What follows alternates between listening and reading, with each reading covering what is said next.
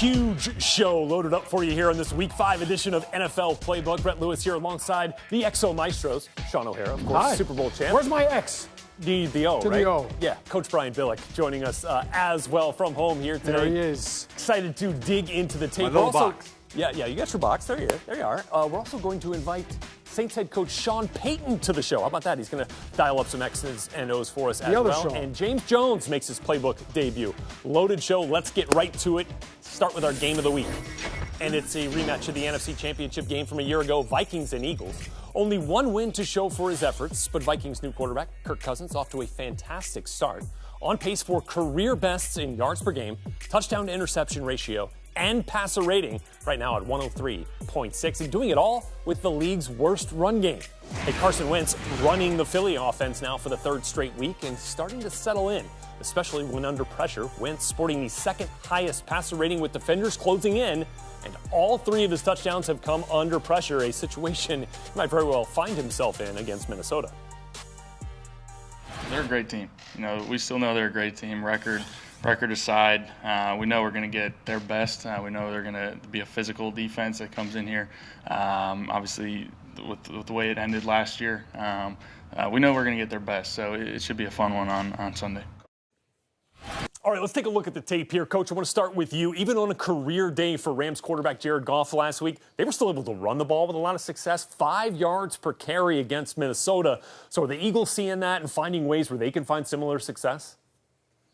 Yeah, no question. Let's remember that the Vikings last year were second in the league in rushing defense. But they're going to challenge this front against the Vikings because the Vikings have been struggling, and we're going to see a similar play from Philadelphia that we saw against the Los Angeles Rams. Now let's look at a favorite play of the Philadelphia Eagles. This is just a little cutback play. It's a down with the tight end coming all the way on the backside. The back starts play side, then cuts back all the way back to the C and D gap. This is by design. They get a big gash here. It's a nice play. Now, the Eagles also run this out of gun. They like to do this from a number of different formations. Same play. He's offsetting the gun. Down. Tight end's going to come down and pull around. Jay is going to start play side, and then as he goes to cut back, he sees they've over-pursued. So now he's just going to go up through the A gap. So obviously, the more you see this play, you got to be able to handle this. Well, let's look at the Rams. They did the exact same thing. They got a down. They got the tight end working around. You're going to see Todd Gurley start to the strong side. He sees that same over pursuit through the A gap, but rather than taking that, he cuts all the way back to the backside D gap and gets a good solid gain. So the Eagles, who were third in the league in rushing last year, they're not quite there yet this year, but they are getting better. You got to believe after looking at the tape, we're going to see this same type of play, which is a staple in their running offense. So let's go back to that Rams-Vikings tape one more time, because the Rams really found some favorable matchups in the pass game as well against Minnesota. And look, anytime you get a wide receiver out there against the linebacker, you got to be feeling pretty good about it. Yeah, it's a great mismatch. For the Vikings, this will be a long 10 days. It'll be longer for Anthony Barr because he'll have to relive the plays over and over. Let me show you what I'm talking about, because it was great design by the Rams, and really they just schemed it up nicely to get matchups against the Vikings. Here you have 10 guys near the line of scrimmage. They're playing on the play-action pass right here, and all they're going to do is really just run a clear-out route right here, another clear-out route on the outside, and they're going to sneak Cooper Kupp right in front of the linebackers right here. I want you to watch Anthony Barr right here. All right, he's going to get caught up in the play-action fake right here. And right now, Cooper Kupp is running across his face, and now it's a foot race. Yeah. All right? I'll take Cooper Kupp all day long against a linebacker racing right here, running away from him. You see a great throw by Goff, but that's the mismatch that you're talking about, Rhett. Yeah. Now, you don't ideally draw it up defensively to happen like that, but that's what showed up time and time again. Now the Rams motion out Gurley right here, and you get him matched up with a corner, so they flex the corner out, and that leaves Anthony Barr right here one-on-one with Robert Woods in the slot. Not ideal. Now you get the safety right here opening up, and as soon as Goff sees the safety open up right there, he knows right now, I've got my shot.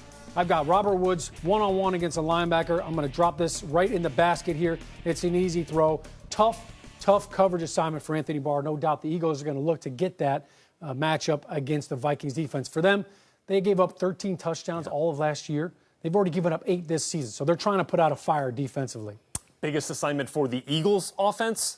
Protect Carson Wentz? Yeah, now the Eagles, they've got to put out a fire of their own. Carson Wentz in 2 games back has already been sacked 9 times. What in the wide world's going on down in Philly?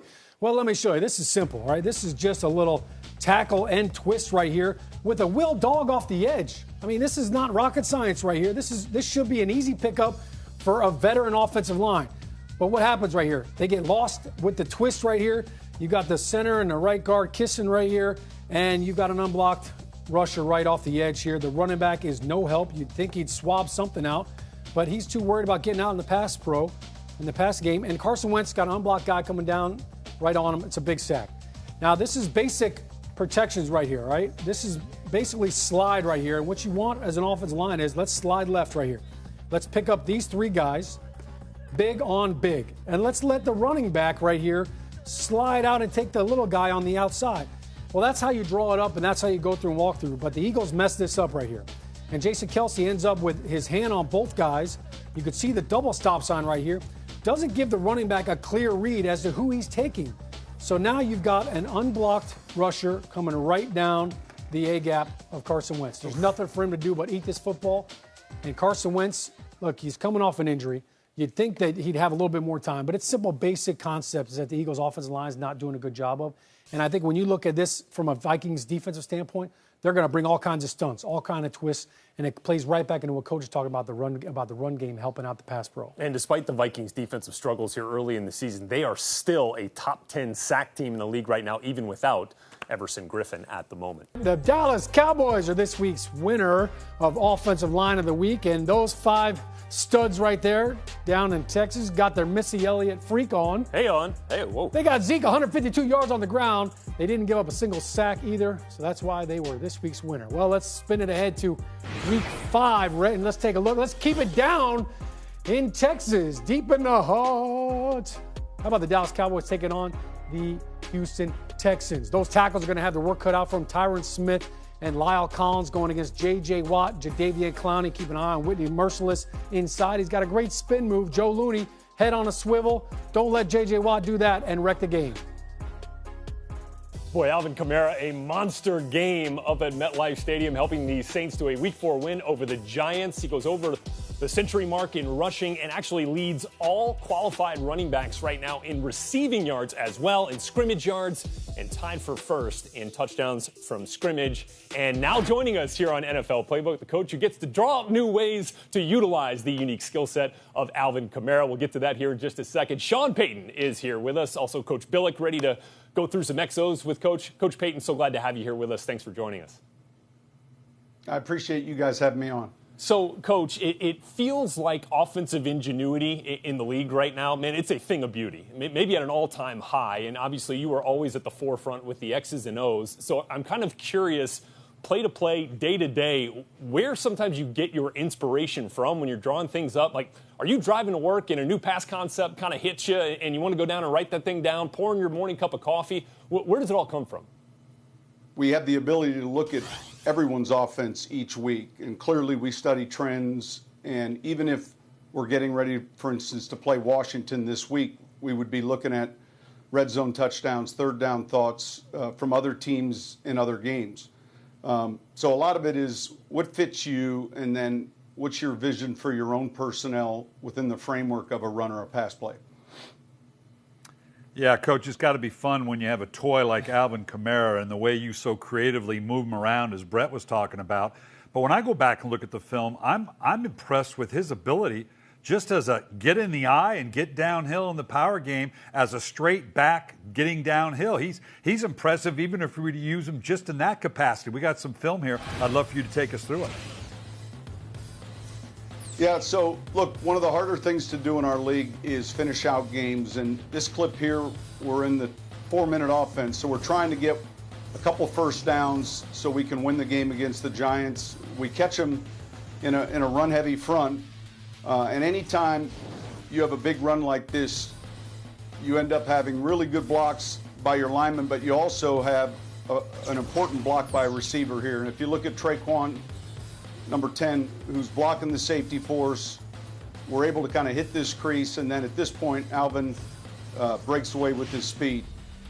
This was a few weeks back, and it was off the same play, Brian, and yet we give the illusion of a power play, and we scissors back to the weak side. So if you feel like the defense is overplaying the power scheme, it's kind of a misdirection run. You might run once, maybe a second time in a game. And, Coach, certainly Alvin Kamara has shown that he can really shoulder the load when you need him to. But even in these first 4 weeks, your points per game, your yards per game up over what we saw a year ago. And now you get Mark Ingram back. What kind of boost does he give you in his first game back eligible from suspension? Well, hopefully he can take some of the ice bags off of Alvin. I think that Mark's an important part of our team. He's a physical runner. And I think in today's game, it's hard when you're lining up getting the bulk of any carry or any throw. And so we had a real good mix last year with those two players, and we'll look to achieve the same thing with Mark back now. It's great having him back.